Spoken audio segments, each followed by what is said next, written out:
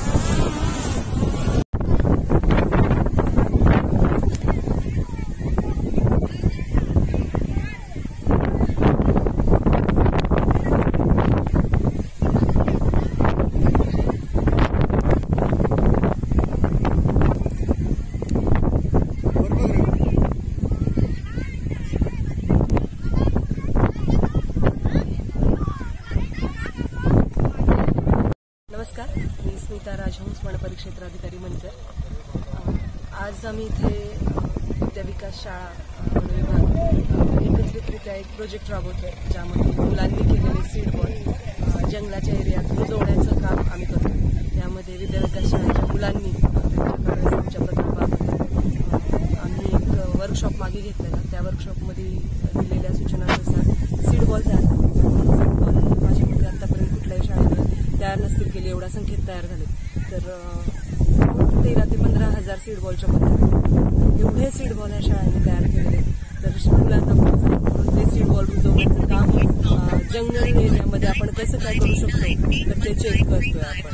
तर जंगल एरिया बुद्रुक ह्या शाळेने जे इनिशिएटिव्ह घेतलाय तसाच इनिशिएटिव्ह जर इतर शाळांनी घेतला तर चित्र पालटायला वेळ नाही लागणार। कारण आपण एक वर्कशॉप, एक शाळा आणि 13,000 सीड बॉल हे जर समीकरण बघितलं तर इतर शाळांनी जर ते फॉलो केलं तर आपल्या मंचर वनपरिक्षेत्रामध्ये भरपूर शाळा आहेत आणि गाव आहेत। तर 50 शाळांनी जरी इनिशिएटिव्ह घेतला तर गुणिले 50 तर 10,000 गुणिले 50 तर क्वांटम विचार करू शकता, 5 लाख झाडं शाळांमार्फत लागू शकतील। तर जो खारीचा वाटा एक मुलानं घेतला, इथे ह्या शाळेने एका मुलाने 5 सीड बॉल बनवले किंवा 10 बनवले, तर असाच क्वांटम जर इतर शाळांचा असेल आणि जंगल एरिया आम्ही खुला करून देऊ मुलांना सीड बॉल लावण्यासाठी, तर आपण किती प्रमाणात झाडं वृक्ष या पावसाळ्यात करू आणि त्यातल्या 10% रोपांना जरी सक्सेस मिळालं तरी आपल्याकडनं ह्या एरियामध्ये 50,000 झाडांचं रुजवण होईल जरी सगळ्या शाळांनी केलं तर हा खूप मोठा क्वांटम आहे आणि त्याचा इफेक्ट पर्यावरणावर आणि त्याच्या पूर्ण इकोसिस्टमवरती होणार आहे। आपले इतर प्रॉब्लेमही हळूहळू कमी होतील जर असेच इनिशिएटिव्ह शाळांमार्फत पर्यावरणपूरक झाले तर। अतिशय स्तुत्य उपक्रम शाळेने केलाय। शाळेतल्या मुख्याध्यापकांनी, शिक्षकांनी आणि विद्यार्थ्यांनी अतिशय चांगलं सहकार्य दिलंय। खूप मोठ्या उत्साहाने ते हे सगळं करताय। तर आजचा जो कार्यक्रम झाला, मुलांनी सीड बॉल लावणे, तयार करणे आणि रुजवणे, अतिशय सुंदर आणि चांगल्या आल्हाददायक वातावरणात झालाय।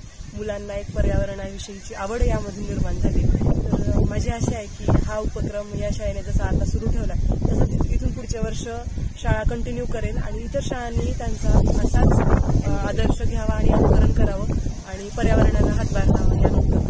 धन्यवाद। चालू घडामोडींचे अपडेट्स जाणून घेण्यासाठी आपल्या डिजिटल न्यूज चॅनलला नक्कीच सबस्क्राईब करा, लाईक करा, शेअर करा आणि कमेंट देखील करा। आणि हो, बेल आयकॉनवर प्रेस करून नोटिफिकेशन्स अवश्य